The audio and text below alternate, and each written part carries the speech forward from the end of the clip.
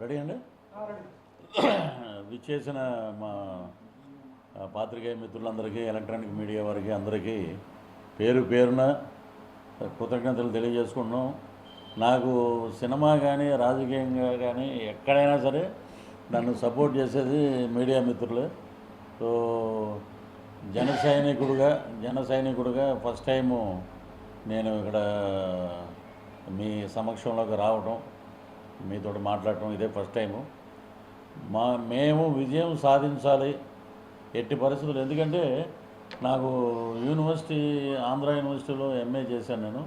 Andhra university చుట్టుపక్కల ఉన్నటువంటి ప్రతి అటు శ్రీకాకుళంలో కానీ, ఇటు విజయనగరంలో కానీ, వైజాగ్లో కానీ ఎక్కువ మంది మా మిత్రులు ప్రొఫెసర్లుగా, చాలామంది రైతులు, చాలా రకాల వ్యాపారాల్లో అలా సెటిల్ అయిపోయిన వాళ్ళు ఉన్నారు.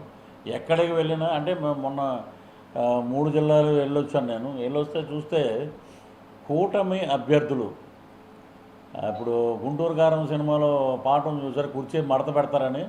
ఆంధ్రప్రదేశ్ రాజకీయాలు అలాగే మడత పెట్టి బటన్ రెడ్డిని ఇంటికి పంపించే రోజు దగ్గరలో ఉందండి, మీరు ఎక్కువ కంగారు పడకండి అని చెప్పి చెప్తూనే ఉన్నారు. ఎక్కువ ఎండలో తిరగకండి మీరు అని చెప్పి ఇదే మాట గట్టిగా వినిపిస్తుంది. ఎక్కడ చూసినా కుర్చీ మడత పెట్టండి, మేము మడత ఈసారి 2024 వర్డిక్ట్ చాలా అద్భుతంగా ఉంటుంది.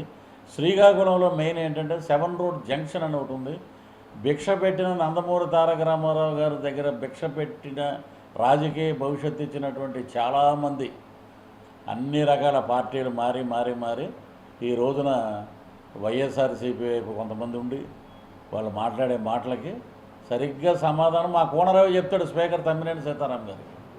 కూనరవి అద్భుతమైన మెజార్టీతో గెలుస్తాడు. అక్కడ అభ్యర్థులందరూ అక్కడ ఇంచుమించు ఉన్న ఒకచోట ఏది పాలకొండ, ఒకచోట అద్భుతమైన విజయం ఉంటుందండి. మళ్ళీ ఊహించరు ఎవరు, అలాంటి విజయాలు ఉంటాయి. సో నేను చూసిన సర్వే, ఇప్పుడు చాలామంది అంటారు ప్రశాంత్ కిషోర్ సర్వే అంటే ఆడికి బాగా డబ్బులు ఇస్తారు, మాలాంటి వాడికి డబ్బులు ఇవ్వరు, అంతే తేడా అదే. Prashant Kishor survey number 1. ఎందుకంటే అతను బీహార్ ఈ పక్కన ఉన్న అన్ని చోట్ల అతనే ఉన్నాడు. అతను గవర్నమెంట్లో క్యాబినెట్ ర్యాంక్ ఉంది. అతన్ని ఏదన్నా అంటే ఆడ కుర్చీ మడత పెడతాడు వీళ్ళని, వైసీపీ వాళ్ళని. ఆడి మీద ఏదో అవాకు జవాకులు పాడుతున్నారు. ఉన్నది ఉన్నట్టు చెప్పే క్లీన్ ఇమేజ్ ఉన్న వ్యక్తి ఎవరంటే ప్రశాంత్ కిషోర్. వీళ్ళకి అయిపోయిందండి, టైం దగ్గర పడిపోయింది. ఇప్పుడు ఎప్పుడైతే 175 అని విర్రబీగుతున్నారో, అటు 5 తీసే మధ్యలో 7 తీసేసాం అనుకోండి 15 ఉంటుంది. పోనీ ఇటు 5 తీసేస్తే 17. అంతకుమించి వీళ్ళకి ఎక్కువేమి రావు. మేము చూస్తూనే ఉన్నాం మొన్న పిఠాపురంలో ఎలా పంపించారో కన్నబాబు గారిని. అక్కడ ఎక్కడ చూసినా ఎలా ఉందంటే అద్భుతంగా ఈసారి ఇప్పుడు చంద్రబాబు నాయుడు గారు వచ్చి మహిళలు, రైతులు, చిన్న వ్యాపారాలు చేసుకున్న రోడ్డు సైడ్ ఉన్న టీ షాప్ వాళ్ళు వృద్ధులు ఏం చెప్తున్నారంటే, అయ్యా ఇప్పుడు చంద్రబాబు నాయుడు గారు వస్తారు, ఈసారి కూటమి అద్భుతంగా బ్రహ్మాండంగా పరిపాలిస్తుంది. పవన్ కళ్యాణ్ గారు పేదవాడి పక్కన పవన్ కళ్యాణ్ గారు ఒక ఆశా కిరణంలాగా ఉన్నారు మా అందరికీ. కాబట్టి తీర్పు అద్భుతంగా ఉంటుంది. దగ్గరుండి పనిచేస్తాడు పవన్ కళ్యాణ్ గారు మంత్రులందరినీ.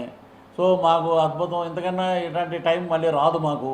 మేము ఒకటే చెప్తున్నాం, మేము ఏదో డబ్బులు ఇచ్చేస్తున్నాడు, పథకాలు ఇచ్చేస్తున్నాడు ఒకటే అన్నాడు. మొన్న నేను అక్కడి నుంచే వస్తున్నాను, నిన్న వచ్చాను నేను. బటన్ నొక్కితే మరి పడిపోవాలి కదా, వాళ్ళకి పెన్షన్లు అవి పడిపోవాలి కదా.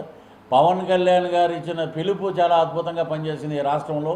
జన సైనికులందరూ నిస్వార్థకంగా మీరు ఇంటికి వెళ్ళి, బళ్ళు ఉంటే బళ్ళు, కార్లు ఉంటే కార్లు వెళ్ళి ఆ వృద్ధుల్ని, రైతుల్ని, వాళ్ళని అందరం తీసుకెళ్ళి అక్కడెక్కడో ఆఫీసులో పింఛన్లు ఇస్తున్నారంటే వాళ్ళకి మీరు సహకరించండి అని చెప్పిన ఏకైక వ్యక్తి రాష్ట్రంలో. కద్దరు బట్టలు వేసుకున్నా కూడా ఆ కద్దరు రాజకీయం ఒంటికి అంటించుకున్నటువంటి వ్యక్తి మా పవర్ స్టార్ పవన్ కళ్యాణ్ గారు. అలాగే ఇక్కడ విజన్ ఉన్న వ్యక్తి చంద్రబాబు నాయుడు గారు వస్తే రేపు 3 ఏళ్ళు కష్టపడాలండి అన్నారు. ఏంటి అని అడిగా నేను. వీడు చేసిన అప్పులండి అలా ఉన్నాయండి.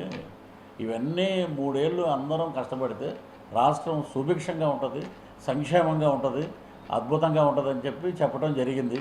సో నేను వచ్చాను, అమ్మవారి పూజలు అవి చేసుకుని మేము అప్పుడులో ఒక పాట పాడాం. ఇప్పుడు ఏబిఎన్ మా రాధాకృష్ణ గారికి చెప్పాను నేను, ఇప్పుడు కొండంత అన్న ఉండాలి, లేకపోతే కొండలంటే అన్న ఉండాలి. నాకు ఎవడూ లేడండి వెనకాల. జల్లికట్టు ఎద్దులాగా ముందుకు పరిగెట్టాం. లాగి ఒకటి సాసిపెట్టి కొట్టారు, కింద పడ్డాం. అంటే ఏరు దాటేదాకా ఒక లెక్క, ఏరు దాటాక ఒక లెక్క. సరే, ఇప్పుడు పృథ్వీరాజు మాట్లాడిందే మీడియా మిత్రులు చెప్తున్నారు మరొకసారి, పృథ్వీరాజు మాట్లాడిందే కరెక్టు. ఆయన ఉన్నాడు కదా, ఇప్పుడు నేను మొన్న శ్యాంబాబు అనే క్యారెక్టర్ వేస్తే దాన్ని పట్టుకుని ఏడ్చాడు. ఆయనకి ఎందుకు ఇచ్చారో తెలియదు, వ్యవసాయ శాఖ. సంజన సుకన్య నువ్వు వై నాట్ 175 అని అంటే అతను తప్పు అని అంటలేదండి. అతనికి ఒక ఉద్యోగం ప్రిపేర్ చేసుకున్నాడు, డ్యాన్స్ వేయటం కెమెరా ముందు సంక్రాంతి సంబరాలకి. వాటికి డ్యాన్స్ వేయటం మొదలు పెడితే రేపు పొద్దున్న మేము మా గవర్నమెంట్ వచ్చాక సంక్రాంతి సంబరాలు వేస్తే పాపం ఎక్స్ మినిస్టర్ కదా 1 లక్ష ఇద్దాం అలా పేమెంట్ అని చెప్పి మేము పిలుస్తాం. అతను సెట్ అయిపోయాడు అతను. ఇక నగిరి వచ్చేటప్పటికి నగిరిలో నేను ఇంటర్మీడియట్ వరకు శ్రీకాళహస్తిలో చదివాం.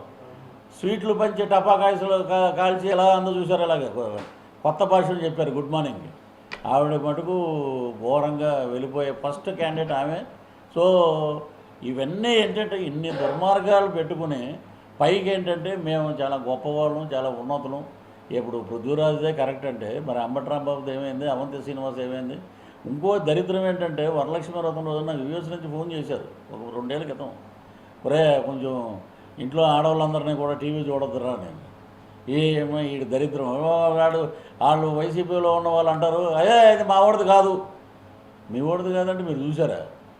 ఇలాంటి నీచమైన ధోరణిలో ఉన్నటువంటి వాళ్ళు ఎందుకు రోజా గారు రెచ్చిపోయి మాట్లాడేసి ఒక దరిద్రుడు జైలుకి వెళ్తే ఇంకో దరిద్రుడు సపోర్ట్ చేశాడు అని ఇలాంటి మాటలు మాట్లాడారు. దీనికి అన్ని మూల్యం చెల్లించుకున్న రోజు దగ్గరలో ఉంది.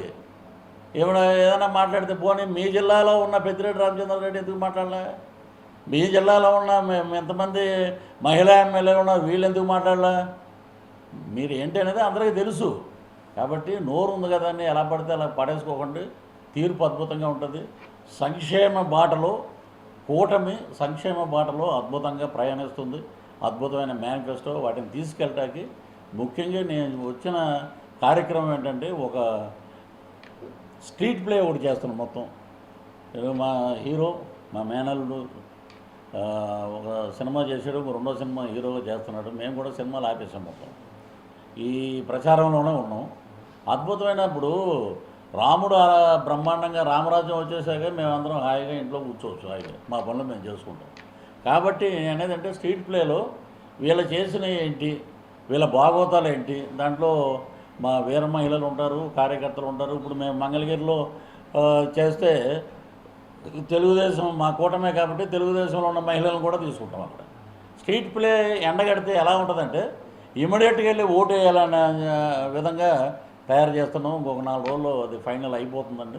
సో మా ప్రచార కమిటీ చైర్మన్ బన్నీ వాసు గారు మరి వారు కార్యక్రమాలు కూడా సరి చేస్తున్నారు. 18 నుంచి క్యాంపెయిన్ అన్నారు. మరి వారి అడుగుజాడలో మేమందరం తీసుకెళ్ళి అద్భుతమైన మా వంతు ఉడతా భక్తిగా ఒక జన సైనికుడుగా నేను జనసేనలో ఉన్నా. నేను ఏమి పవన్ కళ్యాణ్ గారు నిజంగా మహానుభావుడు, దేవుడు. 1 to 1 మేము మాట్లాడినప్పుడు ఆయన అన్న మాట ఒకటే, మీరు ఏం ఎక్స్పెక్ట్ చేస్తారు, నేను ఏం ఎక్స్పెక్ట్ చేయట్లేదండి, మీ అడుగు పడితే మీ అడుగు వెనకాల నా అడుగు ఉండాలి. అద్భుతమైన వ్యక్తులు కలిశారు, అద్భుతంగా పరిపాలన ఉండాలి. కాబట్టి నేను మీతో పాటు ఉంటానండి, మీ జెండా మోసే జన సైనికుడిగానే ఉంటాను. పవన్ కళ్యాణ్ గారు వదిలిన ఇప్పుడు షర్మిల జగనన్న వదిలిన బాణం షర్మిల అన్నారు, అది కాంగ్రెస్కి వెళ్ళింది. ఇప్పుడు ప్రదేశ్ కాంగ్రెస్ అధ్యక్షురాలు అయ్యి ఒక పోటు పొడుస్తుంది. ఇన్ని అది కొంతమంది డ్రామా అంటారు, కొంతమంది నిజం అంటారు. అవన్నీ మనకు అనవసరం. కానీ ఆ పోటు దెబ్బ దగ్గర 10 to 12% ఓటింగ్ అయితే వెళ్ళిపోద్ది వెనక్కి. సో రేపు కడపలో వైఎస్ షర్మిల గారు అద్భుతంగా గెలిచినా కూడా ఎవరు మాట్లాడే ప్రసక్తి లేదు, అలా ఉంది. సో ఇవన్నీ ఇన్ని రకాలుగా ఉన్నాయి. మేము మా ప్లే ద్వారా మేము ఎవరిని తిట్టం. ఇప్పుడు ఇక్కడ బూతుల యూనివర్సిటీలో తర్ఫీదు అయిపోయిన వాళ్ళు ఉన్నారు, జోగి రమేష్, మిగతా క్యాండిడేట్లు, వాళ్ళ పేర్లు చెప్పడానికి కూడా మాకు అసహ్యంగా ఉందన్నమాట.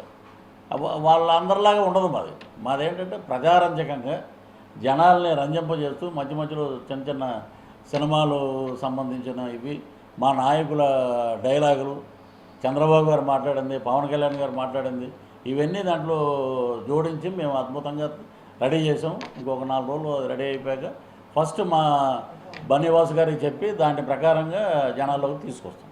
ఇక మిత్రులు మీరు ఏమైనా అడిగితే చెప్పండి.